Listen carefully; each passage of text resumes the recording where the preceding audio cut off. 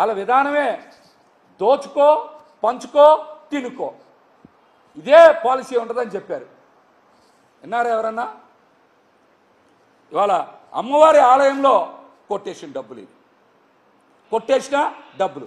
ఎక్కడైనా సరే, ఏ ఆలయంలో అయినా సరే, ఎక్కడైనా ఉచితంగా భక్తుల దగ్గర నుంచి డబ్బులు వసూలు చేసుకోండి, దోచేసుకోండి అని అధికారికంగా ఏ ప్రభుత్వమైనా గతంలో ఉత్తర్వులు ఇచ్చిందా? ఏ ప్రభుత్వమైనా? ఒక టీడీపీ జనసేన కూటమి ప్రభుత్వం తప్పించి ఎవరైనా సరే ఇలాంటి ఉత్తర్వులు ఇచ్చారా? ఆ కాంట్రాక్టర్ మీద అంత ప్రేమ ఎందుకో తెలుసా మీకు? ఆ కాంట్రాక్టర్ బుద్ధా వెంకన్న గారి బినామీ. బుద్ధా వెంకన్న గారి బినామీ. ఈ టెండర్ కండిషన్స్ కూడా మీకు పెడతా. అన్ని ప్రకృతి విపత్తులు సంభవించిన, కొండ రాళ్ళు విరిగి పడినా, దసరా ఉత్సవాలప్పుడైనా, భవానీ దీక్షలప్పుడైనా, తుఫాను వలనైనా, ఏంటి అతి ముఖ్య అతిథులు వచ్చిన, పోలీసు వారు సూచించిన సందర్భాల్లో టోల్కి ఇబ్బంది వస్తుందని ఉంది కదా కండిషన్స్లో. ఉన్నా మీరు ఏ విధంగా లెటర్ రాశారు?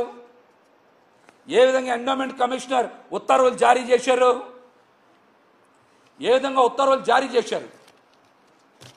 ఉత్తి ఈ పార్కింగ్ టోల్ గేట్ టెండర్లో అక్షరాల కొట్టేసిన డబ్బులు 3,06,00,000.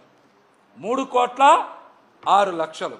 అమ్మవారి ఆలయానికి ఈ ఏడాదికి చెల్లించాల్సినటువంటి టెండర్ అమౌంట్ 2,04,00,000 చెల్లించాలా? అదేవిధంగా 6 నెలలకి ఉచితంగా వసూలు చేసుకోమన్నందుకు ఆలయానికి అధికారికంగా వచ్చిన నష్టం 1,02,00,000. మొత్తం కలిపి 3,06,00,000 సదర్ కాంట్రాక్టర్కి అమ్మవారి ఆలయ అధికారులు, ఎండోమెంట్ కమిషనర్ కార్యాలయం, రాష్ట్ర ప్రభుత్వం కలిసి అధికారికంగా దోచుకోమని ఇచ్చినటువంటి ఉత్తర్వులు. అవి మీకు అన్నీ కూడా మీకు పెడతా, అవన్నీ కూడా పెడతా. రెండోది ఈవో గారు సిఫార్సు చేశారు. కనకదుర్గా నగర్ మీకు తెలిసి ఎంత బిజీగా ఉంటుందో. కనకదుర్గా నగర్లో 24 షాపులు గతంలో 90,000 రూపాయలకి ఒక్కొక్క షాప్కి లీజ్కి తీసుకున్నారు.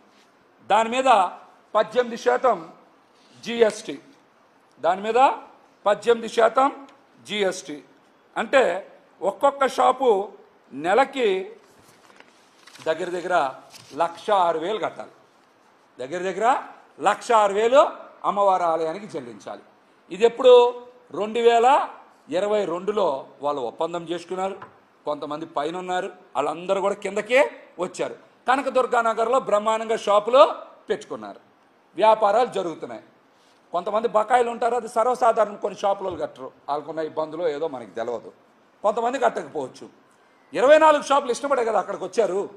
90,000 రూపాయల అద్దెకి ఇష్టపడే కదా అవన్నీ షాపులు తీసుకున్నారు, వ్యాపారాలు చేసుకున్నారు. అక్కడేదో ఎలివేటెడ్ క్యూ లైన్ కడుతున్నారని చెప్పి వాళ్ళని ఆపోజిట్ సైడ్ అంటే రోడ్డుకి కనకదుర్గా నగర్లో కుడి చేతి వైపు ఉండే షాపులను ఏం చేశారు? ఎడమ చేతి వైపుకి మార్చారు. అదే కదా గోశాల, అక్కడే కదా ఉండేది. అలా మార్చినందుకంట వ్యాపారాలు తగ్గిపోతాయంట. ఆ షాపులు ఇంకొద్ది పైకి వెళ్తే భక్తులు తాగిడి పెరుగుద్దా తగ్గిద్దా? భక్తులు ఇంకా పెరుగుతారు కదా, కొనుగోలు చేసుకునే వాళ్ళ సంఖ్య ఇంకా పెరిగిద్ది. వాళ్ళకంట వ్యాపారాలు తగ్గుతాయంట. ఈ మధ్య అంట దుర్గగుడికి భక్తులు సరిగ్గా రావట్లేదంట. ఈవో గారు రాశారు, నేను కాదు చెప్పింది ఈ మాట. భక్తులు సరిగ్గా రావట్లేదంట. మనం పేపర్లో రోజు చదువుతున్నాం కదా, భక్తుల రద్దీ విపరీతంగా పెరిగింది, హుండీ ఆదాయం పెరిగిందని ప్రతి 15 రోజులకు ఒకసారి హుండీ లెక్కింపు కూడా పబ్లిక్గా ప్రకటిస్తున్నారు కదా. కానీ ఈవో గారు మాత్రం భక్తులు రాకపోకలు తగ్గాయి, అందుకే షాపులు వాళ్ళకి నష్టాలు వస్తున్నాయి,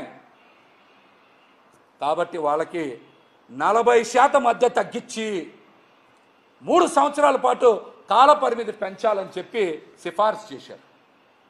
24 షాపులకి ఏం చేయాలంట? 90,000 అద్దెని 40% తగ్గించాలంట. అంటే 56,000 రూపాయలు ఇక్కడి నుంచి తీసుకోవాలంట. ఎంత? 54,000 తీసుకొని వాళ్ళకి ఇంకొక 11 నెలలతో వాళ్ళ టైం కూడా అయిపోతుంది. మళ్ళీ కొత్త టెండర్లు పిలవకుండా ఇప్పటి నుంచే 3 ఏళ్ళు కాల పరిమితి పొడిగించాలంట. అది కూడా ఎందుకు బుద్ధా వెంకన్న గారు సిఫారసు చేయవచ్చు కదా.